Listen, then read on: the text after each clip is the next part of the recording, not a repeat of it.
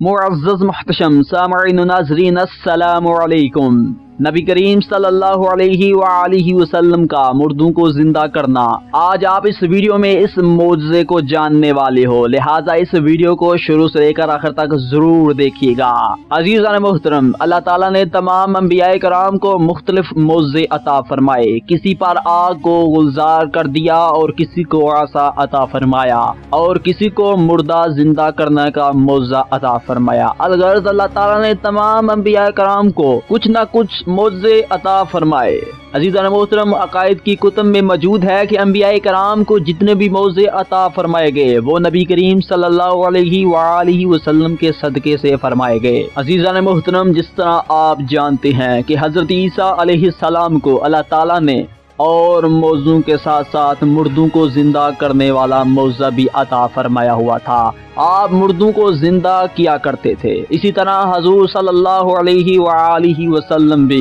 مردوں کو زندہ کیا کرتے تھے۔ حضرت جابر رضی اللہ تعالی عنہ سے روایت ہے کہ نبی کریم صلی اللہ علیہ وآلہ وسلم اپنے صحابہ رضی اللہ تعالی عنہم کے ہمراہ میرے ہاں دعوت پر تشریف فرما تھے، اور حضرت جابر رضی اللہ تعالی عنہ نے حضور صلی اللہ علیہ وآلہ وسلم کی دعوت کے لیے ایک بکری ذبح کی، اور جب بکری کا گوشت تناول کرنے کے لیے قابل ہو گیا تو وہ گوشت حضور صلی اللہ علیہ وآلہ وسلم کے سامنے پیش کیا گیا۔ حضرت جابر رضی اللہ تعالی عنہ فرماتے ہیں کہ میں نے نبی کریم صلی اللہ علیہ وآلہ وسلم کو فرماتے سنا کہ کھاؤ لیکن ہڈی مت توڑو۔ جب تمام صحابہ نے بکری کا گوشت تناول فرما لیا تو نبی کریم صلی اللہ علیہ وآلہ وسلم نے اس بکری کی ہڈیوں کو ایک برتن میں جمع کیا اور اس بکری کی ہڈیوں پر ہاتھ رکھ کر کچھ پڑھا۔ حضرت جابر رضی اللہ تعالی عنہ فرماتے ہیں کہ میں نے نبی کریم صلی اللہ علیہ وآلہ وسلم کو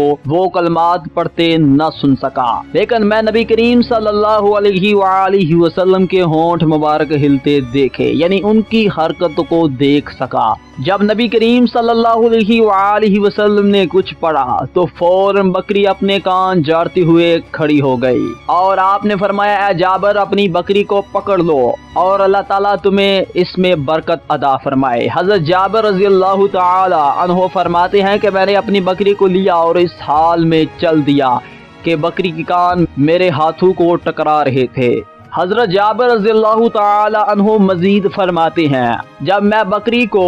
گھر میں لے کر داخل ہوا تو میری بیوی نے کہا اے جابر یہ کیا ہے؟ میری بیوی کا مطلب تھا کہ جو بکری ہمارے پاس موجود تھی ہم نے نبی کریم صلی اللہ علیہ وآلہ وسلم کی دعوت کرنے کے لیے اسے ذبح کر چکے ہیں، تو پھر یہ بکری کہاں سے آ گئی؟ تو حضرت جابر رضی اللہ تعالی عنہ نے جواب دیا اللہ کی قسم یہ وہی بکری ہے جس کو ہم نے نبی کریم صلی اللہ علیہ وآلہ وسلم کی دعوت کے لیے ذبح کیا تھا۔ نبی کریم صلی اللہ علیہ وآلہ وسلم نے اللہ تعالیٰ سے دعا فرمائی اور اللہ تعالیٰ نے اس بکری کو زندہ فرما دیا۔ جب حضرت جابر رضی اللہ تعالی عنہ کی زوجہ نے یہ واقعہ سنا تو آپ کی زوجہ نے 3 مرتبہ یوں گواہی دی میں گواہی دیتی ہوں کہ وہ اللہ کے رسول ہیں، میں گواہی دیتی ہوں کہ وہ اللہ کے رسول ہیں، میں یہ گواہی دیتی ہوں کہ وہ اللہ کے رسول ہیں۔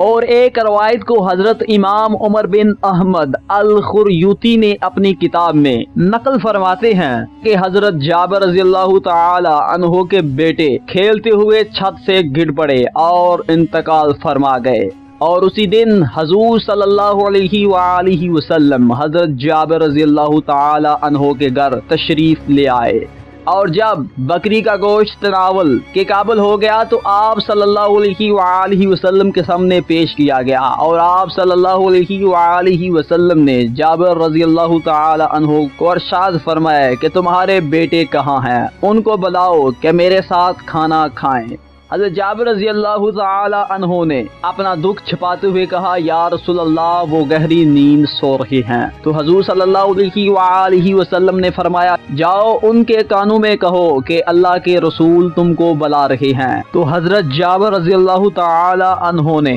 اپنے بیٹوں کے پاس آئے اور ان کے کانوں میں کہا اٹھو تم دونوں کو اللہ کے رسول بلا رہی ہیں، تو وہ فوراً دونوں کے دونوں بیٹے اپنے کپڑوں کو جاڑتے ہوئے کھڑے ہو گئے